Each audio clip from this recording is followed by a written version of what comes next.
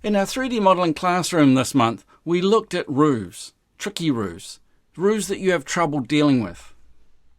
To start with, we looked at a simple roof, and we looked at how you can take that simple roof and then change the elevation of the eaves to give you the roof that you want.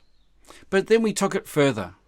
We wanted to look at a more complex situation and how you can actually force the eaves of one roof to go underneath the other. It's a little trick that I use, and it works really well for complex roofs. After that, we solved the problem with putting in a skylight, and then following that, we looked at 3D modelling. This was the problem we had to solve.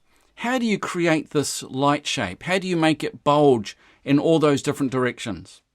Well, the answer I found was, again, to break it down into simple chunks and deal with each one separately. I always find it easier to create a small piece of this model first, get the shape that we want first, and then duplicate it. Hey, thanks for watching. I'm Jonathan Pickup. I've been teaching Vectorworks for over 30 years. I've now got this community online, and if you join this community, you can watch the full movie that I've covered here. See you later.